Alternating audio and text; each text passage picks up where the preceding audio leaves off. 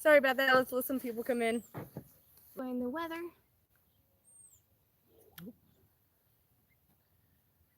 There we go. Yep.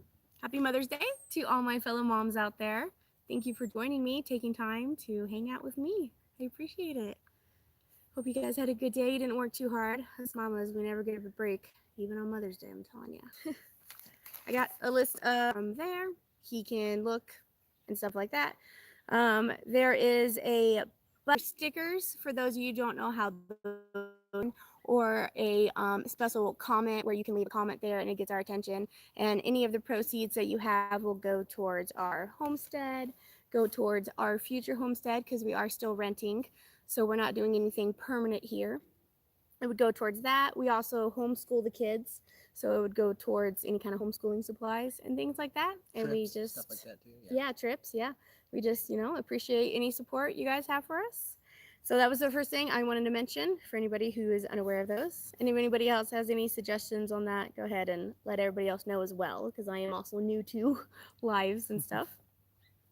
And then I just wanted to start off by talking a little bit about me.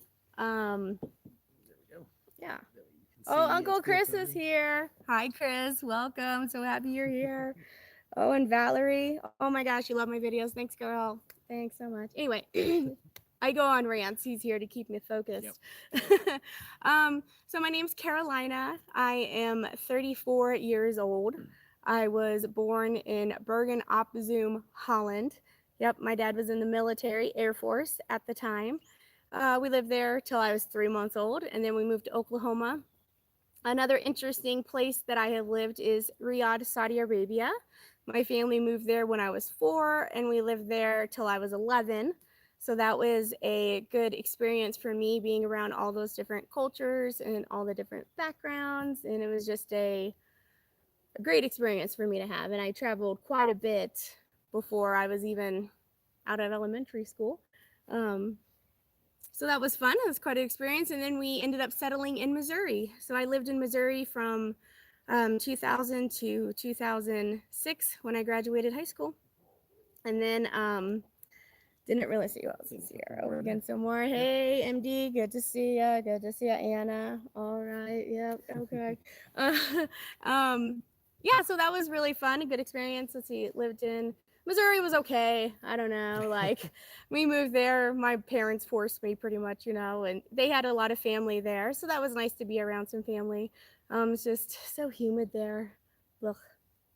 But we lived there. I have an older brother, so it's just me and my brother. After high school, I graduated, decided that I liked baking and stuff. So let's go to pastry school. So I actually signed up and went to pastry school in Louisville, Kentucky.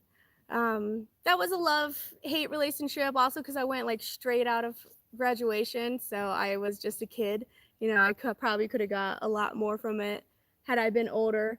And also it was a very traditional school. So they taught you the old-fashioned way of doing things. So like, for example, if we were to learn how to make mayonnaise, we would have a bowl with a whisk and we would be whisking the oil in by hand.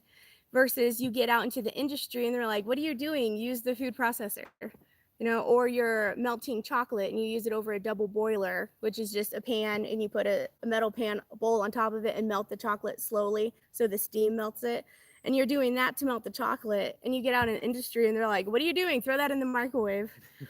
So it's like, it's great that they teach you like the traditional way, but it wasn't very modern. And I feel like I had to relearn and retrain myself a lot through work experience, but it was still a good experience to go through school. I met some good friends and I have gotten jobs over other people because I have a degree. So it was beneficial, learned a lot. Very nice. Having a homestead's your dream, Valerie. Yes, it was ours too. We're slowly working there. Yeah, we're getting there, slowly but surely. Yeah, like I didn't even know when I was younger that I wanted to have a homestead. Like it was really our dream that we developed together. Mm-hmm. Like, did you want to have a homestead when you were little? Something I was more into, having grown up raising animals and whatnot over the years. But we really got into it together, full steam. So worked out good. Yeah. I'm Carolina, by the way, and this is Trey. Yep. The husband. We had a lot of questions about us as well. Yeah. So We met online dating from OkCupid. Pretty much all of my relationships have, Back in the heyday before it was just cringe. yeah. And I Yes. don't think Tinder was even around. No, that wasn't a thing. It wasn't a was thing like yet. Yeah, it online was like dating Plenty was of dating, Fish. not hooking up. Yeah, OkCupid. That was before even Netflix and chill, really, like, showing our age here. But Yeah. yeah, so and I had been online dating Those are fun. since let's see, I started dating when I was 21, and it was online dating, and pretty much every boyfriend or relationship I ever had was from online dating. I've been on a lot of first dates, but not a lot of second ones. That's And good for me. yeah, good for him. Yeah, and he was stuck in a relationship for 3 years, so he was taken, and he lived 2 hours away from me. He messaged me first. Yeah. I wasn't. I was so It was a little over. long distance. I was over long distance relationships too. Like, you guys, I don't know. Like, I was over it. So I almost didn't even reply because he was what, an hour and a half, 2 hours away from me. Yeah, at least a good hour and a half. Yep. 2 hours. But his first message to me is what caught my attention, because it was, I don't know, at least 3 paragraphs. It had indents in the paragraphs. It had sentence structure, punctuation, capitalization, and he commented and asked questions based off of my profile. So he didn't really talk about himself. He asked me questions about me, and it was relatable and stuff. And I'm like, oh, this okay. I'll reply to this guy. Like, he made me want to reply to him, and that was that. Then we swapped numbers. Yeah, started talking and started dating, and it only took, let's see, a year. Well, let's see, I don't know, 8 months, and then I moved in with him, and then that's pretty quick. within a year, a little over a year, we were married and pregnant. Not in that order, but but we just knew we wanted a family, and that it was something we had both been wanting for so long, and then to meet someone who also wanted that. And we had a summer of well, his dad passed away a month into us dating, Right. and that was really hard on him and stuff, and obviously, and his dad had an old mobile home with some land on it that was kind of run down, had been emptied for a while, and needed a lot of repair and stuff, and we were renting in town, so we're like, how about we just build that, like, rebuild it together. And he was like, oh my gosh, that's going to be so much work. And I was like, I'll help you. And he's all like, yeah, right, a woman who helps, but I really did. Like, I would jump in there. He's like, tear down this wall. And I'm like, all right, I'm going to tear down the ceiling with it by accident. Only once. Like, let's see, he's a nice guy. Yeah, and we worked really well together, and spent the whole summer doing that. Yeah, like after work we would go there, and the weekends we would, and we were both working on that on the side. And then were you married in Oklahoma? No, we were married in Missouri, Fredericktown. Yep. Fredericktown, Missouri. Fredericktown. Yep. At the courthouse. We wanted to get married on Halloween, but they were closed. It was on a weekend. On a weekend, yeah. So we had to do Saturday the 30th. Sunday, but so in our hearts, Friday. We're married on Halloween, yeah. Close enough. Yeah, we just both like that holiday. Anything. My mom made us a pumpkin cake, and we had a skeleton Halloween wedding topper. It was super cool. Oh, hi Dee. Oh, hi MD. Another one. Let's see. I swear you're too gay. Oh, confidence. People my whole life have been saying, I wish I had your confidence. And yeah, you're very confident. I don't know. I guess I just don't feel that way sometimes. So, not every confident person's confident all the time, but I do. I just like being me. I don't know. People that I don't relate to or don't like me, then, we don't like me. But I'm kind of a, you'll love me or I'm an annoying kind of person. Yeah, I just try and be myself. Be true to yourself. That's how you find your people. You don't want to be fake and be surrounded by fake people, and then you got to pretend to be someone else just to keep up the persona. Be yourself. And if the people you're hanging around with don't like you, then those aren't the people you're supposed to be hanging around with. You go find your people, find your community. Moving here, we didn't know anybody moving here. I guess we didn't. That's on my list. Yeah, we can get to that. It's talking about, let's just jump to why we moved here since I brought it up. So the situation we were in is that we had just bought our first house in Farmington, Missouri, and right as that happened, my husband got laid off from his job as a mechanic. As a mechanic, And a mechanic, automotive tech, yeah. He got laid off and he couldn't find a job. No one would hire him. He looked for like a week. Like we didn't have much time because we were living paycheck to paycheck. So he was looking and did nothing. And I had just gotten a part-time job at Applebee's. Our kids at that age, my daughter was three, and I have twin sons who were two at that time. So I was just getting ready to get back into work and working a little bit more. And then he gets laid off and he decides just to open his own shop because he couldn't find something and there was a spot available. That was also kind of a dream that I had had for a little bit. Yeah, so. That's true. Yeah, he's always talked about having being his own boss and stuff. Yep.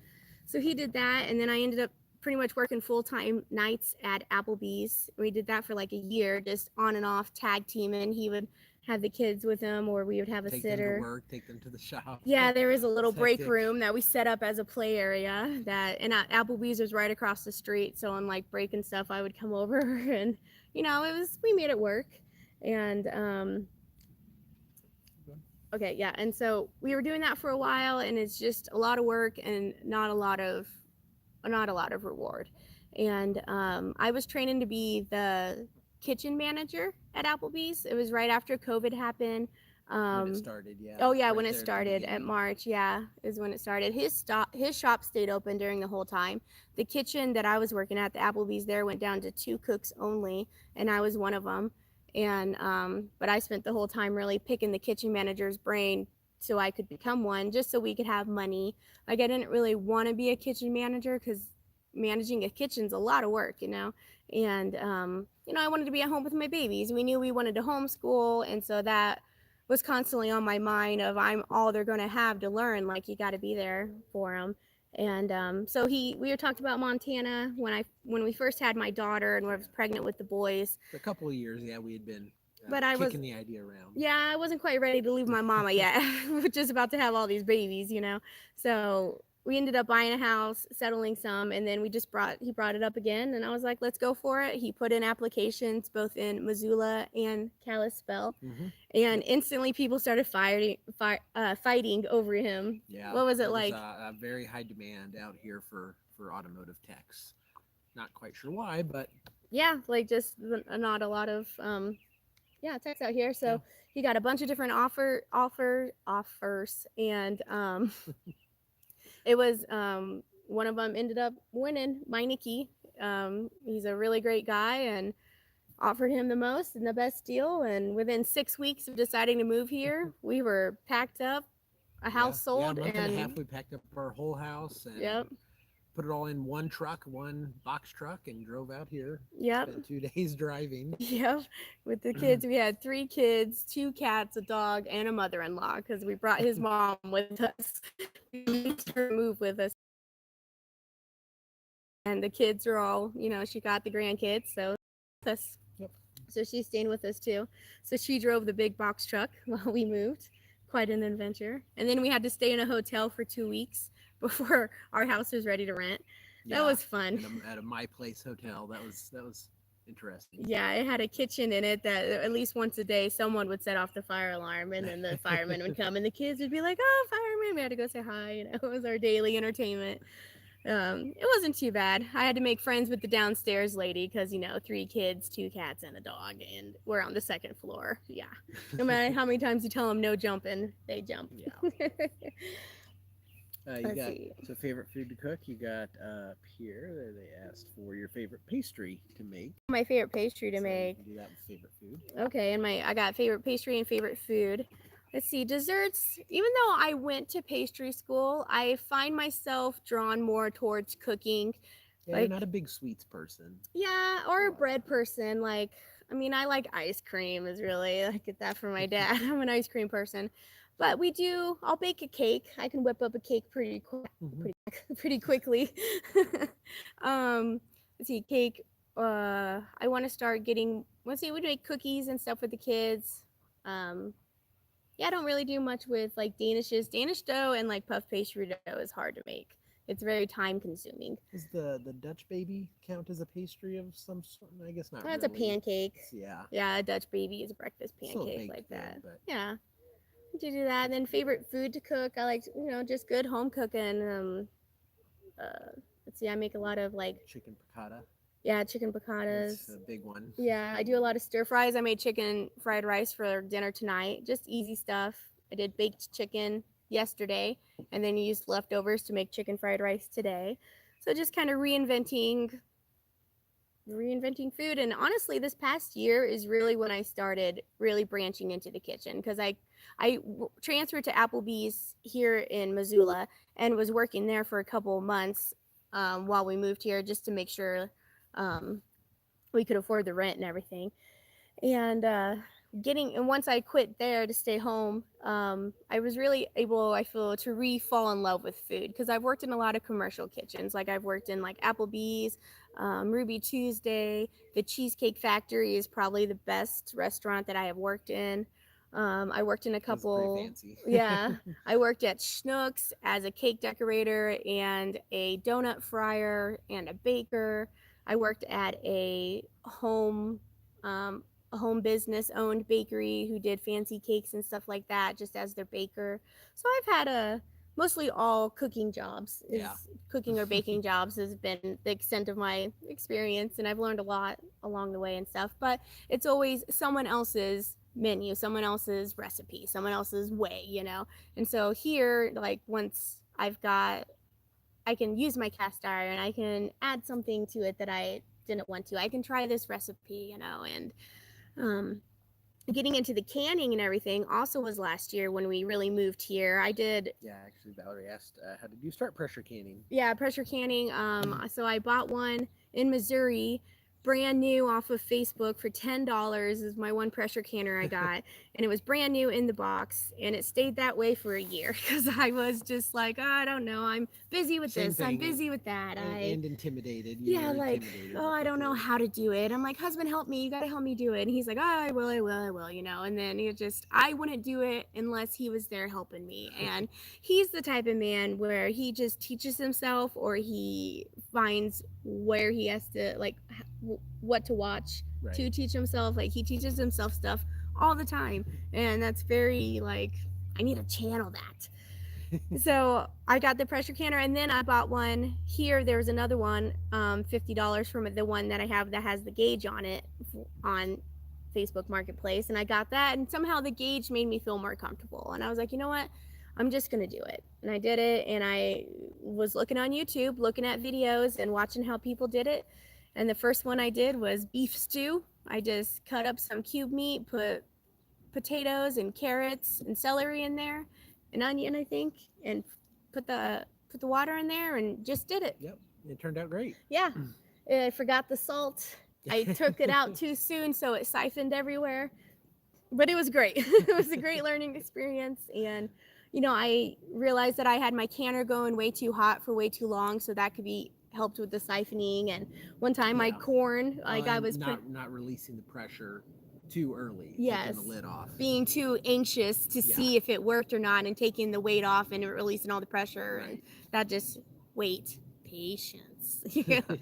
And I just started doing it, and then water bathing. I just started making jellies. Here we're renting, it has a huge garden, Yeah, and was the first one you did was the dandelion? the dandelion jelly. Yeah, Yeah. I don't know if you can see all the dandelions behind us, but we're going to be having the kids out here picking them soon, and of course, I'll have it for you guys so you can watch that. But yeah, we made dandelion jelly just because, and I just had no idea how to make it. I just looked up a video and followed it. It's delicious. We're still eating on it. Yeah. Today. They're like, can I have a peanut butter and flour jelly roll? Is what the kids will ask for. They call it flour jelly. I want to do it with violets too, but I don't think we have violets growing here. There's just they make few, purple jelly. Yeah. But you just want to do it so bad, and you find, like, you know what? You just have to do it. Like, you have to get over that. Whoa, what if something goes wrong and the pressure canner explodes? Like, that's always the biggest one. It's going to explode. But that happens so rare, and especially nowadays, there's so many safety precautions. With newer ones, it's really not much of a concern, like unless you're really doing something very, very wrong. Mm-hmm. it's not much of a Oh, concern. Karen's here. Hi, Karen. She made it. Homestead Heart or Rose Red. Yes, I have watched a little bit of Homestead Heart. I need to watch them a little more. But Rose Red I have too. Yeah, they have so many suggestions. And they have a freeze dryer, which is actually one thing that got me started doing the YouTube channel, is because I have a down payment on a freeze dryer. I'm going to be getting one as soon as I get it paid off. We're getting there. Yeah, and that's another thing that these super stickers or the super chats would do, is any proceeds toward that will go towards the freeze dryer.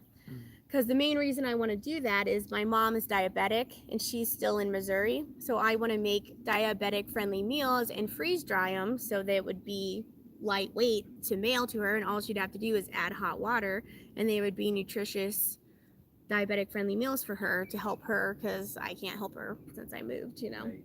So that was kind of my main goal. Valerie mentioned, I don't want to make someone sick if I mess up. So with the concern of botulism, Yes. is a big one in canned goods. So Okay, so that's another thing where the chances of getting it is very slim. Like if you even look up the statistics of how many people got botulism from home canned goods, it is below 1%. Very low, But yeah, like you get more from the lettuce from the supermarket or the beef from the supermarket, really, because it's the like E. all the coli comes. recalls that they have from E. coli and stuff. Yeah, it's from the commercial grade industry that's causing those outbreaks, not home canned food. And especially like if you get like local produce or grow it yourself and then can it, you know, that's and a lot of it with the fears of botulism, it's kind of a thing of are they exaggerating the chance of it to make you more dependent on commercial food a little bit? Possibly. Is that something you can really prove? It's hard to say, but that is a point that a lot of people bring up, is the actual chance of getting it is extremely small. Yeah. So I mean, because like if you do everything properly. and you get canning books, read your instructions, you know, do it till you're comfortable. Make sure your meat is good and fresh. Make sure your area is clean. Make sure your jars are clean. Wash your hands, you know, do everything right, and it'll And go. wash your lids. Yeah, It'll be Make fine. sure Yeah. they haven't popped. You know. Yeah, like if they even haven't, you're basically home free. yeah, and they even say like, you know, to use new lids every time. And you know that I don't always do that, but I still watch to make sure the lids aren't scratched, they're not dented, the seals are good, you know, things like that to set yourself up for success, you know. And if something goes wrong, hey, something goes wrong, you learned and you try again, you know. But yeah, like we've had some jars not seal. Yeah. You know, after you run a batch or whatever, they don't seal and the top pops on the lid or something. Yep. And we just know, you know, just go ahead and pitch that food, and that's why it's important to go through your jars. Yeah, keep an eye on them, but just pitch that food and try again. You know, it happens. Yeah, like I've had bread and butter pickles is one where the lid came off. Just two of the banana breads I did the other day, their lids came off. I was like, oh, but I checked all the other ones and they were fine. We did have an issue with like the carrot cake. Yeah, I did do a carrot cake one. It was a little moist and didn't smell quite right after we opened one up for lunch. It didn't smell quite right, so we just pitched that. But that was a new experiment. Yeah, and the canning the bread is not recommended by the USDA. So if you follow them and follow their guidelines, then that wouldn't have been a problem. That's part of the Rebel canning, and you just have to know that. I'm like, all right, this isn't approved, we're gonna try it, so we just got to watch it, you know.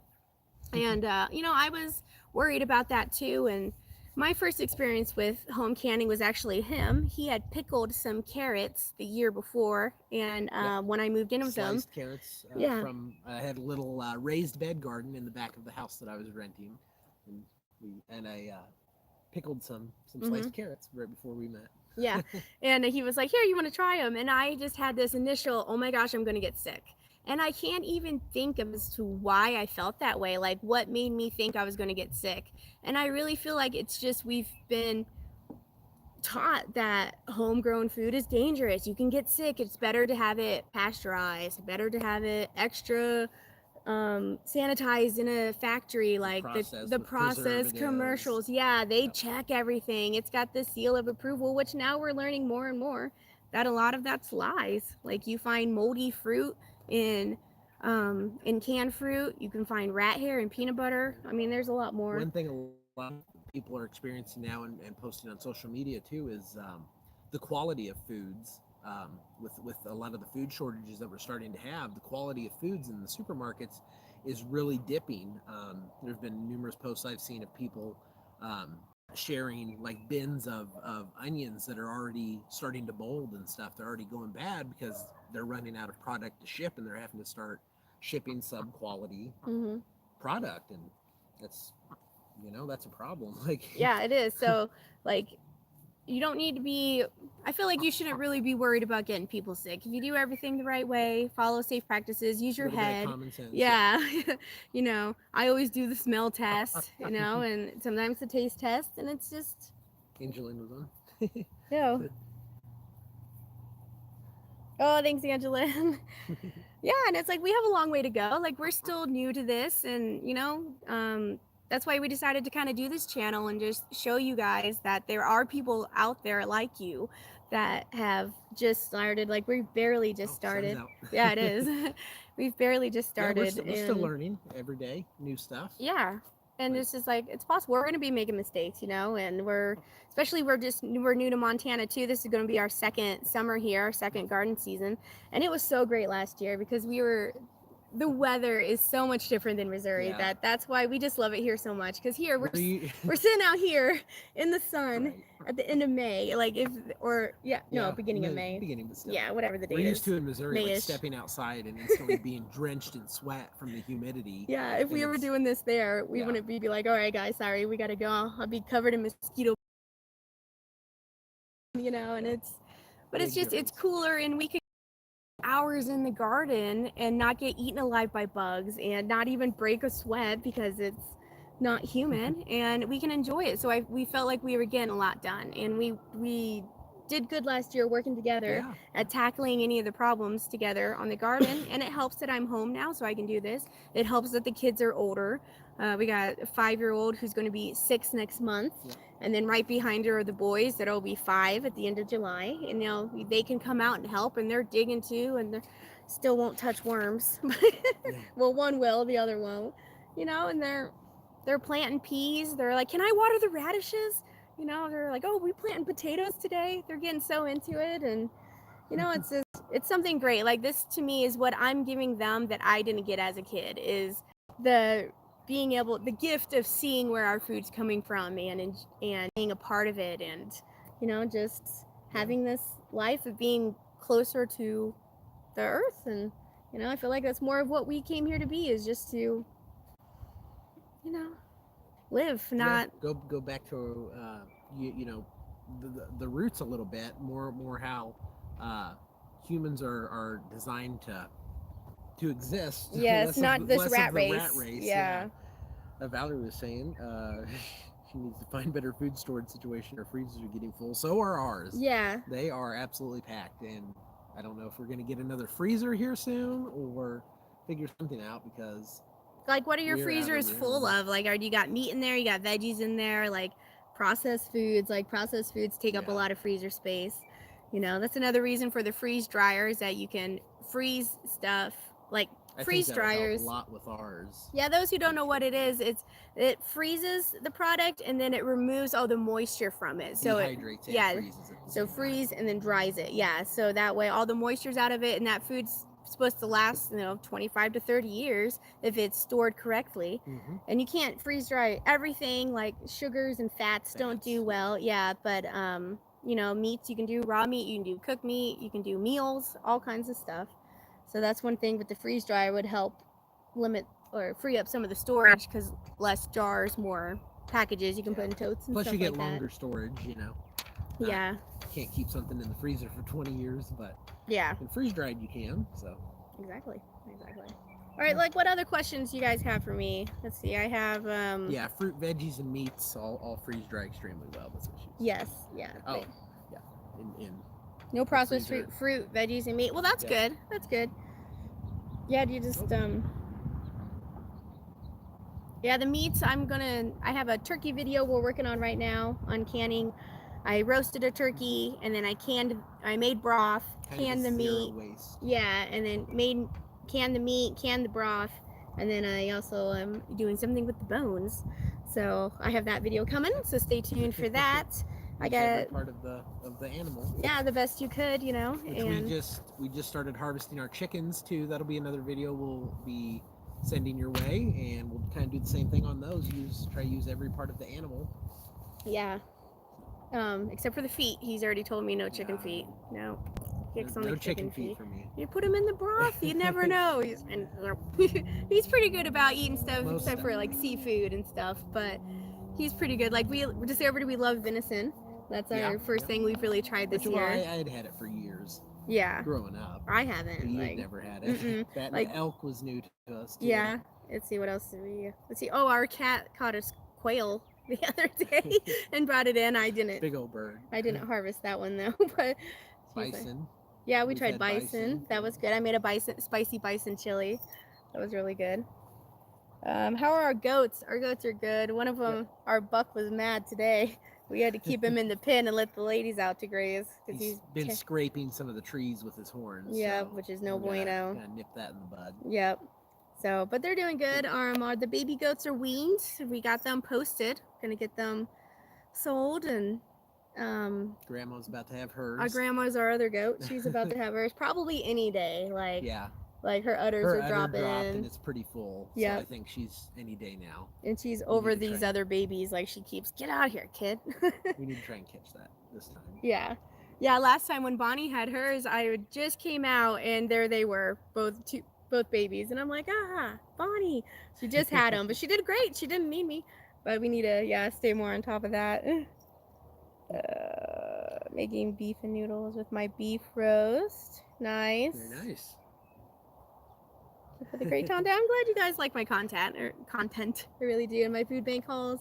I know I get some crazy good stuff at the food bank here. Like, I went to the food banks in Missouri and it's insane. Didn't get anything like this. Yeah. Like I would get,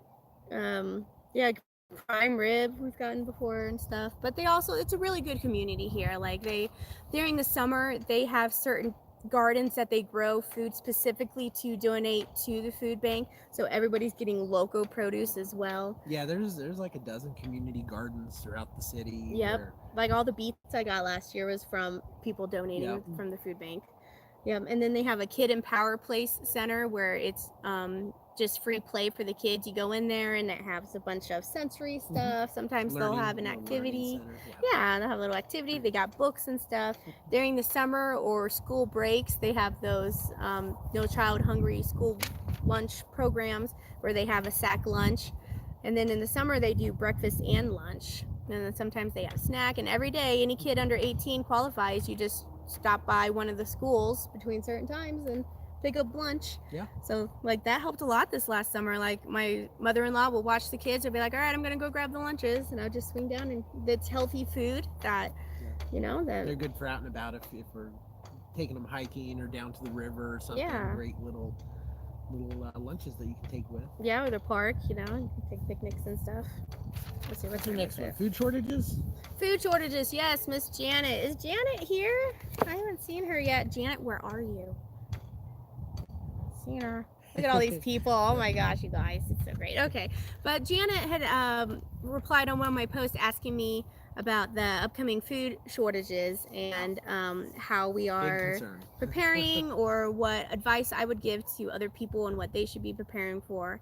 And hopefully everybody's aware of what's going on and not distracted by, media drama and seeing that, there is a recession possibly coming. And, I never thought I'd see it in my lifetime, let alone try and prepare my kids for one, but it's just, if you're aware of what's going on, you're already ahead of the game, just knowing what might be. And I would say just, stock up on food where you can and get, 5 extra cans of stuff a week.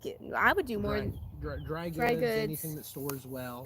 Like non-perishable foods, meat in cans, tuna fish if you like that, the beef in a can. A lot of people recommend anytime you go out, at least getting a pound of beans or rice, just a good staple item like that. Along those lines, anytime you're out, throw it in your pantry, or like we do 5-gallon buckets that we fill up with those kind of dry goods. So any little bit every time you're out and about like that, any little bit you can get and throw into storage will help, any staple stuff like that. Yeah, like one person's saying to start rationing now, like get used to doing smaller portions, to having less waste, using your leftovers.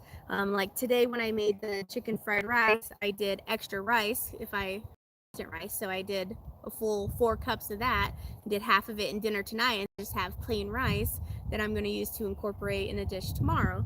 So like using stuff like that and stretching what you have, and cutting out buying waste. Cut out buying snacks and just make your own. I'm going to be making some granola bars and some cereal bars for the kids. I really liked those cereal ones last time. Yeah, it's just with like any kind of cereal. Then you do peanut butter and honey, really, and you just mix them together and put them in wax paper, put them in the fridge, slice them up, and you got cereal bars. Much cheaper too than like the store bought. Yes, and better for you. Like it's strictly peanut butter and honey, and making your own granola bars. You have a lot of control of what goes in there, and there's so many different ways I've seen. Like you can do the bake, you can do the no bake. I think I'm gonna try the bake one, and because that's something that I don't buy anymore. I don't buy snacks. Husband's always like, "Wife, I need a snack." I'm like, "I have an apple. I don't want an apple." That reminds me too, with the granola bars, you mentioned the honey. Yes. So another thing that's really good to get into and pay attention to is what's available locally that's not necessarily from a commercial grocer. So anything that you can get from local co-ops or local farmers, farmers markets, stuff like that. Anything like that will, the supply chain won't break down quite as quickly with that kind of stuff, because they are the first point. Like those places are where these grocers get a lot of their product. So if you can buy it straight from the source, a lot of times it's better quality. Yep. And sometimes it's cheaper. Not necessarily always, because the grocers buy it wholesale, large quantities. But if you can make those connections with those sorts of sources, then you'll be ahead of the game whenever the grocery stores start running out. Yep. You'll have an alternative source. Yeah. So like our honey, we picked that up last year. A 5-gallon bucket. A 5-gallon bucket. It was 60 pounds of 60 honey. pounds, and it was $200, which seems like a lot for some honey. But it's, a 5-gallon. It's a guy selling all of his harvest he got from his bees locally. And that ends up, like I did the math, it ends up being $3.33 a pound for organic local honey, that if you were to go get at like Trader Joe's or something, you're paying $10. $10 a pound for it, and it's probably filtered, if it's even like that, And so that's something where if you can buy in bulk and buy local, that's where you're going to save money, and that's where you're going to see the higher quality food too, and just not fall victim of if the supply chain runs out, if the food supply, we're having a lot of crisis going on with our food chains, or food buildings getting attacked. And getting fires and stuff. Like that's what we should be watching. That's where, what's going on here, and that's where you're going to get ahead of the game by just watching that and stocking up. And if there's something you need in your life and you can't live without, go get it and stock up on it.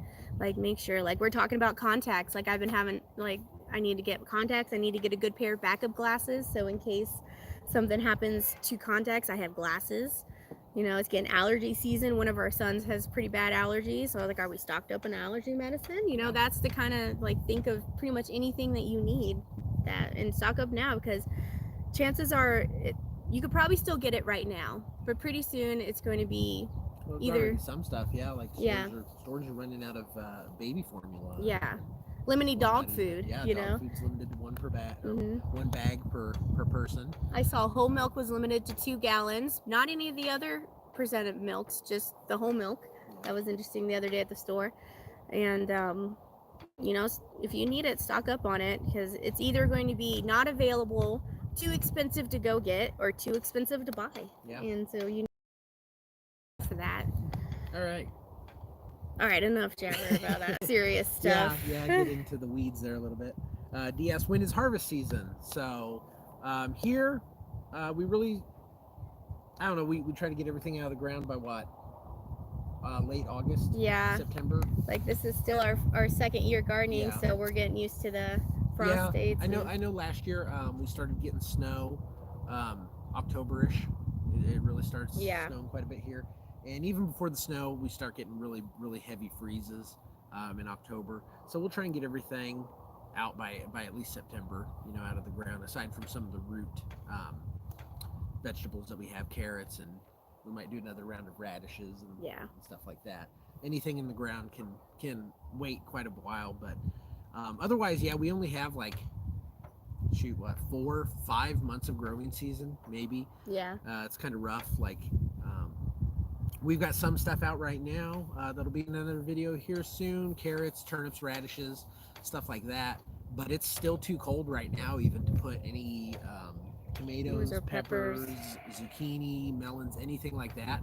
um, it still dips down into the freezing zone Yeah, at night quite a bit, and still snows. Like we found out this morning, it was sleeting and snowing this morning. yeah. Um, so we have a really short growing season, only 4 or 5 months, but Yeah, so we have starters now that we're hardening off. yeah. So we're taking them from the inside lights, grow lights, and bringing them outside so they can get used to the UV lights and the winds, and it makes their stems stronger and stuff. Yeah. So we're doing that right now, preparing them. We're going to be doing some hoop houses. Yeah, Right, we're yeah, going to be doing those. Yeah, some low hoops yeah, to go over the tomatoes and the peppers. We're gonna try and get them out here probably in the next 2 weeks. yeah. So about the middle of May here, because technically our last frost is until the end of May, right at the end of June. But I want to get them out a little bit earlier and give them plenty of time. Yeah, you hear the ba. Yeah. Yeah. Out there, they ate all their sweet feed. She sees we're out here. It's mostly me. She sees mama. Bonnie, she's a baby. Yeah. Bonnie.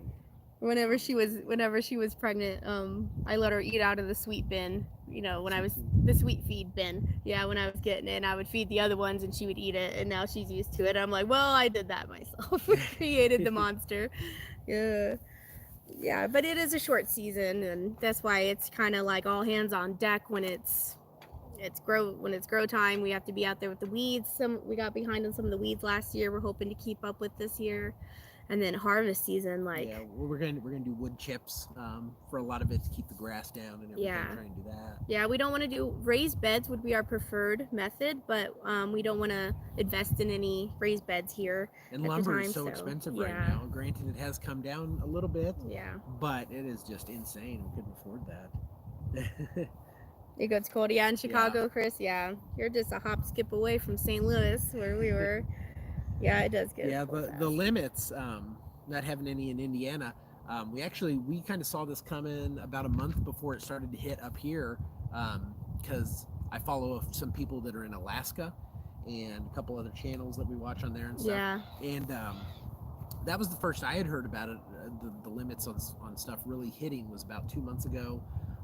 From up in Alaska, they were limiting dog food up there. There was a dog musher up there who was explaining that he's in quite the pickle this year because they limited it to one bag of dog food per trip. Well, he goes through one bag is 1 day for his dogs. So he's in quite a bit of a pickle. But that was about 2 months before they had it here.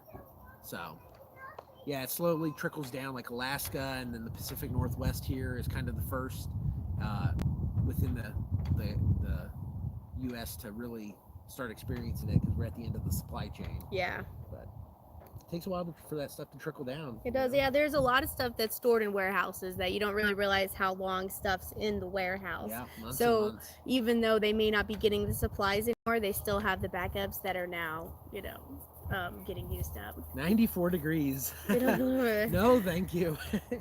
What's up, buddy? We got an escaper. I was wondering, can we update this game? Can you update it? Yeah. Let's see. Yep, you're good. All right, get on back inside. Get cold out here. Love Go you. inside. Have you been driving and a moose jumps out? No, not yet. Thankfully, I don't know. We haven't really elk are a lot more common up here. There's moose up in the mountains, but they're not very common. Yeah. Have we had an elk jump out at us yet? I haven't. No, I've seen them, A lot of deer, yeah, and the elk I think are a little bit smarter. Yes. They'll stay in the fields and they just kind of cross the highways like in the early morning. Yeah. Um, Even the deer here don't seem to jump out. Like in Missouri, everybody you hit deer constantly. There's like lights, whoosh. Here they just stay still or they're not bothered by it at all. Like here, you're driving up into the mountains and there's deer in people's yards just eating. Yeah, and, even in the city, there's in a the lot city. of city deer that just hang out in people's yards. We have a ton of them up this way. Probably what I say the other day, there was elk and deer, about 100 of them. There's a field I drive past every day that's by the river, and there was a good 100 elk and deer out there just hanging out. Yeah. So. Montana requires snow chains. If you're going up the mountains, the truckers put on snow chains because the routes there have that. But we have snow tires that you can put on that you have to keep on like 8 months of the year. You like keep your snow tires on, and he's getting ready to switch them off of our van, on Tuesday. Yeah, they don't require them, but it's one of those things you better have them. Yeah, it helps a lot. Yeah, like we had them on our van, and I didn't have any problems slipping or anything. So. And then we're kind of in a valley here, so it snows a lot up in the mountains, but not too much here, which is nice. So we don't have to deal with it too much here, and if we want it, we can just drive up pretty much anywhere. 30 minutes, like we went our first elk hunt last year. We drove about 45 minutes away, and it was still nice, in 60-degree weather down here where we're at, and then we get up in the mountains 30 minutes away, and there's a foot of snow. Yeah. And it was 20-something degrees, so there's a lot of variety, just right in our backyard of different climates. Yeah. Out here, it's pretty neat. And Montana is very big. The community is an active community, so there's hiking, there's bike there's bike paths down every highway for 20-30 miles. Yep, it's back on streets. There's bike lanes on streets and stuff like that. So that's something one thing we wanted to be here is to be more active, because in Missouri you just hide inside because it's just so brutal. As soon as that humidity comes out, I mean, I know we're whiners about it. We keep whining about it, but it's just like I hated it. Terrible. Yeah, I just did not enjoy it at all. And so you move here and like you can actually be outside, and it gets hot in the summer in the sun, it's a lot cooler in the shade. About a month in the 90s. Yeah, but it's still a dry heat again, and it's just like I had someone ask me, how do you deal with the heat? I'm like, well, or deal with the dryness. And I'm like, well, I don't deal with it. I enjoy it, But like we have humidifiers and stuff for the kids because it does get dry. I get bloody noses sometimes, but honestly, I haven't had one in a while. The humidity and the heat is such a non-factor out here. Most people don't even have air conditioning. Yeah, it's a very, very luxury item that you don't really need out here, because it's perfectly manageable without it. Yeah. Get a good fan on you. And open all the doors, have a wind flow going, Yeah. Valerie, you said you have coyotes. It's a very big problem here. You get out kind of the farmland, and there's a lot of farmers that will actually pay you if you want to come out and hunt coyotes, and wolves too, but mainly coyotes because that's such a problem with the livestock out here. Yeah. Fortunately, this area that we're in here, kind of in the valley, we don't really have much of a predator problem. Like our chickens and everything, they've been perfectly fine. Yeah, we don't have any possums. There's a skunk. This is the only thing we've seen is a skunk. Yeah. No possums. No raccoons. Really. That was terrible in Missouri, trying to raise chickens with all of the possums around. It got depressing and defeating. Yeah. That was our chickens constantly died, And we had sheep there too, and the sheep would die a lot too, just with worms. Worms was a big problem. Worms is a big really thing. Had to stay on that because there's so much moisture. In the soil, the worms really take off out there. Yeah. And it's not really a problem here with the dry ground. It's a lot easier to manage. Yep. And we learning and trying again, and just trying to be as self-sufficient as we can, and trying to get some land in the mountains somewhere, and just do our thing, and raise our family. You said, were you guys KC Chiefs fans? Not really into sports, neither of us. Negative. Yeah. I like baseball, good bit. Big Cardinals fan back in the day. But aside from that, yeah, we're not really sports people. Just Yeah. never They got got into the Grizz here, the Grizzlies. Yeah. Here they're really They're really big. They're into the really Grizz into here. it. Like people are serious. Is it a football? Like a college football? Yeah, Yeah, college they're football, Grizz. serious about them Grizzlies. But yeah, and it's yeah, I wasn't raised around sports. My parents never really into it. Parents were, so. Yeah. No, we were not KC Chiefs We're fans. not. There was Cardinals for a while Nothing and the against them, Blues. but- Yeah, just don't know much about it. Dee said, "Are animals expensive to raise?" They can be. Yeah, especially now feed's going up, Yep. so you gotta supplement or get creative. Like I'm growing a lot of kale this year, and the reason I'm growing a lot of kale is for the goats. So easy to grow. Yeah. Like, it took off last year. Yeah, and it's hardy, and big it's good plants. for you, and the goats love it. So we're growing like 40 kale or something Yeah, this year. whole bed of kale. Yeah, just strictly for the animals too. If I And- can. Yeah, that's if you've got the area, like for our goats, we're able to let them out now. They kind of browse around here in the yard and eat the grass and everything, and eat some of the bushes. Which goats are more browse eaters. They like the bushes Yeah. and all that stuff. But if you have area for your animals to graze, and to where you're not having to feed them as much, obviously that's going to make them a lot cheaper Yeah. to raise, and we're kind of fortunate with that here, but Yes. Like we did. Oh, go ahead. No, sorry. Because of our long winter, 6-7 months, we did have to rely on hay, Mhm. pretty much solely just hay for that 6-7 months there. And Yeah. that costs a little bit, but Yeah, and like it depends a lot. we just have the 3 goats. But we bought them as a herd. This lady she was like just done with them, and there was 8 of them total that were 7. like 7. Oh, that was like related and family wise, and we got a good deal buying all 7, but we don't need 7 goats. I think we got 7 for $400. Well, yeah. Yeah, is what we got. And then we sold 4 of them for so by finding and don't just hang on to them, they make it doesn't cost so much, or you can make a profit. Like I always look for people like, oh my god, like just the other day on Facebook, there's a lady getting rid of all of her meat birds because she's like, I thought I could do this and I can't. Does anybody want them? And you should say, oh, next, me, no, next. And I'm like, oh man, it's gone. But I wrote next just in case, because there's people who want to do it, or they get busy because life gets away from you, and that's what we try and look for, is that kind of opportunity. People who are just giving stuff away or giving it for cheap. Like someone's moving and they're getting rid of a bunch of gardening stuff, so I probably got $150 worth of gardening stuff for $40 because she's like, just take it. Yep. Like score, okay. That's big. Watching like Facebook Marketplace and Craigslist and Yeah. stuff like that, and trying to catch deals on people that are getting out of homesteading or gardening, even just find good deals on stuff. Like we don't buy a whole lot of stuff new, big stuff anyhow. I'm big on finding used stuff that I can fix. Yeah, he's handy, so he can usually fix a lot of stuff, which is helpful if you teach yourself how to fix these stuff. Like just like teaching yourself how to make your own bone broth to save money at the store. Teach yourself how to change your tire, how to work on something. Like a lot of it, you can just look at YouTube, find someone else. You can learn anything online nowadays. Knowledge is so easy to be at your disposal. Like that's. And I'm bad about watching silly reaction videos on YouTube on something when I could be looking, how to process a chicken too.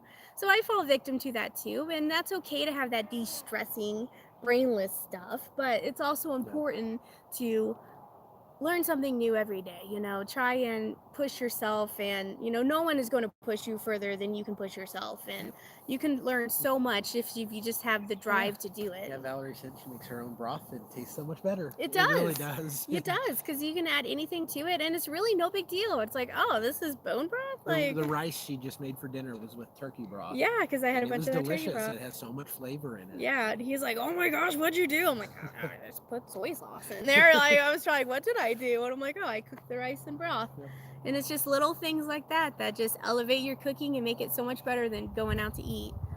We went out to eat 2 days ago to celebrate Mother's Day. Yeah, Friday night did an early Mother's Day Yeah. dinner. Again, We're happy not Mother's Day. big. Yeah. We're not big on the Hallmark holidays and Yeah. stuff, you know, but we try to do just a little something. You know, yeah, and just like he had like printed off coloring pages for the kids, and they colored me a picture, you know, and wrote their names on it and stuff like that. And so we went out. To me, my Mother's Day gift is to go out with him and be away from my children. That's perfect for my Mother's Day gift. And you know, our date. Someone asked about what kind of dates we do. Our date for that night was we went to Home Depot. Yep. We looked at plants, and we got whatever thing he needed for a project. And then we went to Winco, and I wanted to stock up on some chocolate chips. I just was Raided their bulk food area. I'm feeling That's great. anxious about chocolate chips. I don't know if like for a week I'm like, man, I gotta get chocolate chips. I don't have enough chocolate chips. I need to stock up on chocolate chips. And then we get there, we go in the bulk food storage area, and sure enough, the chocolate chips are gone, like the semi-sweet and the minis out of the bulk. So I had to get dark chocolate chips. What a shame. But it's like, see, I had a feeling about chocolate chips. Luckily, they still had some bags of mini chocolate chips on the shelves, so I got 2 of those. But like, that's what I'm talking about, you know, with that. But that was, so we stopped at Winco, we got our chocolate chips, you know, and then we went to Denny's and had breakfast for dinner, and that was our date. Yep. And it was, you know, super nice, and we don't do that at all anymore. Like, we were just talking how we haven't gone out in a while. Yeah, it's hard to get away with the kids and everything else we've got going on, but yeah, that's okay. We're not big into going out and splurging. We're not, and you know, big fancy dates. Yeah, and I'm not one that I need like jewelry and flowers, and you know, I'm not like that. I just enjoy quality time. And This is off on date. Yeah, it was fun, you know, and it was great. The guider, he was just this young kid, and you know, I work in the food industry, so it's I feel like I'm always, when I'm there, I'm like watching, like, oh, he didn't place the napkin right, or oh, the timer's going off and they haven't touched it. You know, don't seat me towards watching the kitchen. You know, I won't focus on any conversation. But so, and he was asking us, I was like, oh yeah, we're on a date. He's like, oh, is it your first date? I'm like, our first one this month, yes. And I was like, oh, we've been married for a smidgen, you know. It's been a minute. Yeah, but it was just fun, you know, and you know, just the 2 of us. And yep. Dee asked a while ago, is Montana a large agriculture state? Yes, very. Actually, that brings me to another point. So they grow a lot of wheat here. Wheat is very common. Mm-hmm. It's a big, huge chunk of the agriculture here. And part of what kind of clued me in on a lot of the food shortages that were coming is my manager at work, he's in the farm industry. And he told me that they had to place their order for their fertilizer for this year for like spring wheat and stuff like that. And normally what would be $500 a ton fertilizer this year was $900 a ton for nitrogen fertilizer. And obviously those costs, there's a lot of farms that can't buy as much, or they have to pass that cost on in their product To the consumer, yeah. And that drives up the price of wheat, which is huge. Wheat is in everything. Yeah. Wheat flour. That's a pretty big deal. So that is something affecting the economy here, definitely. Yeah, so you got to think about the flour is going to be running short because of all the wheat, and then the alternatives, the almond flour, the coconut flour, all that's going to be running out because people are going to need to substitute. So that's going to be running out too. So that's something you got to think out too. Like, okay, if I run out of butter, what other fats do I have? Do I have olive oil? Do I have coconut oil? Do I have lard? What other fat do you have? What kind of sugars do you have? Do you have honey? Do you have molasses? Do you have regular sugar? We get cane sugar, organic cane sugar. Do you have enough of that? Do you have oats? Have anything basic that stuff, you can baking substitute powder, baking when other sugar stuff runs out. Yeah. Do you know that you can make I think it's chia seeds or flax seeds, mix them up with water, and that can be an egg substitute. Like, did you know that? Like, now's the time to be learning too what you can have for substitutes and stuff. Valerie said she saves her veggie scraps and roasted chicken, and will save the bones and freeze my own broth. Good. So, yeah, it's very similar to what and the video it's we're like, working on. And it seems like that's a lot of people's first, their first project is making broth, and that's great. Like, that's a good first thing to do. Broth is the base to so many things in cooking. Like if you make cream of chicken soup, you can make it from your own chicken stock, and it would be so much better and healthier than the can. And it's easy to do. But they don't want you to know that. You know, you can do it. Yep. Oh, we had a question about Yeah. Oh, your dates find us at Sam's Yeah. Club and Costco. That's a good one too. No Yeah. Sam's Clubs out here. No, just Costco. Yeah, just Costco. That's the only bulk. Well, Yeah. Winco, that's where we were the other night, but they kind of do some It's a little bulk, but different, yeah. not quite like. I feel like Costco Winco's does. kind of like a mix between like a bulk store like Costco and an Aldi because it has discount Yeah. price stuff and you have to bag your own groceries and stuff. But no Aldi's out here either. Like Oh, I that's was interesting. Drinking broth. Sorry. I was a pro or I was a strict Aldi shopper when I lived in Missouri because they had them there and it was great. Aldi's and Schnucks is where I did all my shopping.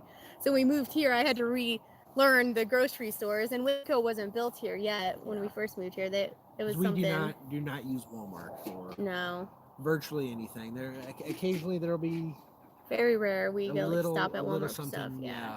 usually out of convenience, but Yeah. try to avoid them at all costs. Walmart's pretty terrible. Yeah. Yeah, just you know. So Valerie said that was Aldi's. Yeah, Aldi's is pretty great. Yes. They were great back in Farmington.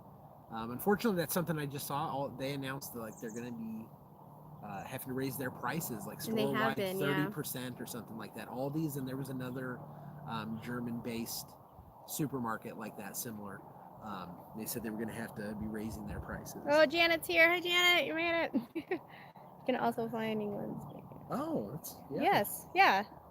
See, Eggless. stuff like that. Yeah. Eggless baking, that's a good thing to have. Like, I've been printing, I need to get a binder going of recipes because I have a stack now of things I'm printing off and reusing. Yeah. You know, like I'm reusing, like I'm using sourdough a lot more. I haven't really done any sourdough videos because I'm still kind of new to it. So I'm trying to get a little more experience with it under my belt before I teach you guys about it.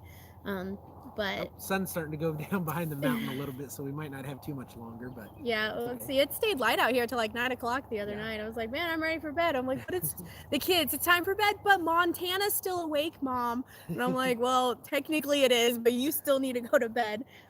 Those kids, man, they don't say anything to get out of it. DS, what do the kids like to do for fun? Oh, kid stuff annoy me. Oh, and I think they had asked earlier how the homeschooling was going. Yes, homeschooling. Yes. For fun, we have a river that's just about a quarter of a mile. It's actually the walk. Bitterroot River. The Bitterroot River, yeah. It's an access to it where they have camping and stuff. And it's only a half of a mile away, and the kids are riding their bikes now. We're actually going to get our daughter off training wheels. Yeah. Get her soon doing that, but they're all riding their bikes really good, so we'll bike ride down there, which we need to do more often. I was just talking to him about trying to at least do it every other day, getting down there and get some exercise. And you know, it only takes us 10 minutes to get there, and then you can walk along the river, throw rocks. You know, they always have a big fit because they want to go swimming, but their water's like 2 degrees, so I won't let them. You know, I'm such a mean mom. That's another thing. We have a very short swimming season here. Yes. Most of the rivers and everything are runoff from the mountains. From the snow. Melting, so the rivers will stay ice cold until July. Yes. Yeah, we went to a lake on 4th of July, and it was cold, and I'm hot-blooded. Like, I get hot. I love the cold, and I was like, oh, this is kind of cold for me, husband. It was chilly. Yeah, we do that. But They like that. like that. Horses. Our daughter's really into horses. Yeah, she's like, we went horseback riding for her birthday last year. She hasn't decided if she wants to do that again this year, or where they're debating with the water park. They have a local water park here that we usually take them for their birthdays and stuff. Parks. I want to actually sign up for the library. I need to get these kids into the library, and we would go in Missouri, but I haven't gone yet here. And that's something I want to do, is start going to the library once a week with them, especially with the homeschooling. Yeah, story time, and they have all kinds of activities and stuff there. Like, and the community here is really great to their kids and stuff too. Yeah, they have tons of community funded, activities and stuff like that for kids. Which the homeschooling, that's going really great. We kind of got some free online sources that we follow along with. We don't really have to track anything till they're what? 7. 7? Mm-hmm. And so our oldest will be 6 next month. So we have a year. Yeah. Oh my gosh. A lot of winging it right now, though. Just basic stuff. Yeah, like we print out, there's sites you can go to, you can print out worksheets and stuff. So I'll like we'll write what month it is and their name and what day it is, and they can trace the letters and learn how to write. And then our daughter Betty Jan, she can write her name now without, she still needs help with the Jan part, but she can write Betty without any help or anything. She's obsessed with rainbow, so she's got to write it all in rainbow. Like the B is red, the E is orange, the T is yellow. Like you got to write it in rainbow, which is great because that's the best part about homeschooling, is that we can start it when we're ready. We can go for when we, when we want. We can take a break if we need to. And we get to personally experience each of those milestones. Yeah. Of them. Like we get to see them learning how to write their name. Yeah. And be there to experience that, not just, hear that they did it at school.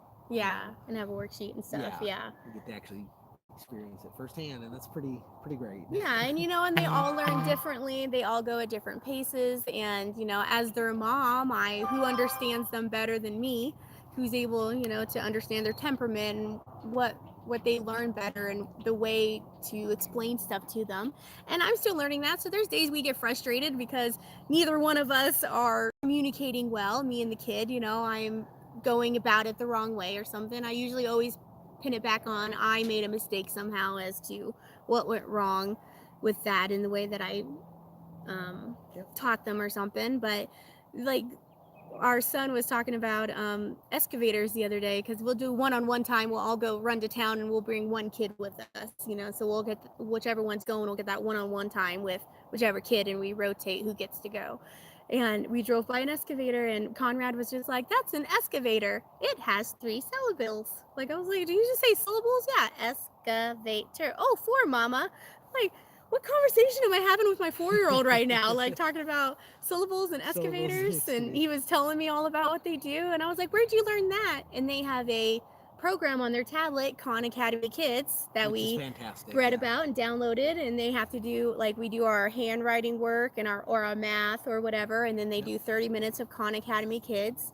And then I'll use YouTube too. I'll bring up YouTube Kids and put in math or letter recognition, and there's so many different programs on Lots YouTube. Of resources, that you can you don't have to feel like you have to know everything. Like, I don't have to know exactly how to explain it to them. I can look up how to do that, or I can look up somebody who does it and can have them watch that. Yeah.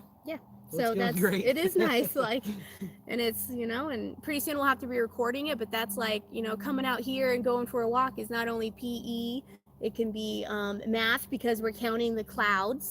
Science, learning about a plant or a bug or bees, something. how they take pollen and turn that into honey. We've had that conversation with them, and it's just being out here and seeing how plants grow. Like, all of it is just You said learning. they use Khan Academy Kids too. Yeah, it's great. fantastic. Yeah, Like, and I'll be like, where did you learn that? And they're like, from Khan Academy. And I'm like, wow. It's just, you don't realize how much they're absorbing, but I think it's going great. Janet said she's been copying recipe cards for her grandkids. Oh, that's a good That's idea. fantastic. Yeah, I actually want her to do more of that, because like all of our stuff is on the computer. Mm-hmm. A lot of stuff you type out, or websites that we find recipes, and you never know when something might happen and you won't have electricity, and you won't have, or even just internet, and you won't have access to those resources. So that's something that's great to print out or write. I like the cards. Yeah. The old school recipe cards. Yeah. It's very nostalgic to me. But it's something to have a hard copy. Yeah. Especially something you can pass down if it's a recipe you've tweaked. That's definitely something that's great to do. Yeah. So that is a good suggestion, Janet. Thank you for that. Need to do it. I don't know if I should just have one. I don't want to do one for each kid. That's too much. Well, no, just have a set of them, like in a Rolodex style. That they can reference when they're older or something. Yeah, if I find something good, like, so lots of times I'll make, oh, this was really good, what'd you do? I'm like, I don't know. I just put whatever I had in the fridge, I threw it in there. I do a lot of fridge meals of just random stuff you've got in the fridge, and it always turns out excellent. Yeah, and just whip it together, mix it all up, and see what I got. I see I had a thing here for future video ideas. See what you guys think. My main one that I'm wanting to work on now is like a featured pantry item. For example, a can of corn. So I'll say, this is a can of corn, something you can get from a food bank, or is this something cheap that you can stock up on, and be like, here's 4 recipes. Oh, you're leaving? Yeah, she's gonna head out. Oh, bye, Dee. Thanks for all your questions. You were great. Fantastic. You asked a lot. Yeah, we appreciate it. But yeah, I'd be like, okay, so 4 things you can do with a can of corn, and just have like 4 different recipes for that, because that's something that a lot of people be like, okay, well, I'm stocked up. Now what? Yeah, Like, how do I do I've with got it all these now? beans and rice. Now what Yeah, do I do with yeah. them? Like, and I want to start like cooking with beans more, because I'm like, that's something that, that's frugal, that's filling, and that's cheap, and that you can grow yourself. So you need to learn how to cook them. And when when everything's out and that's all you have is beans, is not really the best time to learn how to cook them. Like, you Right. want to know how to do it beforehand and get that in your food rotation to start rationing out your food and have a bean meal, more often. Yep. Yep. So yeah, that's some future videos, and we'll be doing some more stuff outside here. Like I said, it's still pretty cold a lot of the times, but we'll be doing a few videos of our garden. We got a lot of it tilled today, and we'll be planting potatoes and getting the tomatoes and peppers out here soon. So Yep. that stuff's really gonna take off here soon, and we'll start doing more videos of that. Yeah, and if you guys have any suggestions on what you want to see from us, and what you like, what you don't like, if you do enjoy this live, should I be doing these more often? Just chatting with you guys and seeing what you're up to, what you're noticing that's going on, and what your ambitions are, if there's anything we can help you with, because we're just, like I said, we're just out here trying to make it and trying to be self-sufficient, and learning as we go too. So. yeah, and saving up for our own land someday, hopefully soon. Yeah, that's our goal, is try to have, I'd like to have at least 20 acres. Yeah. A little bit higher up, well, not really higher up, but farther away from civilization, I guess. Which around here is higher up. You get to the mountains. Yeah.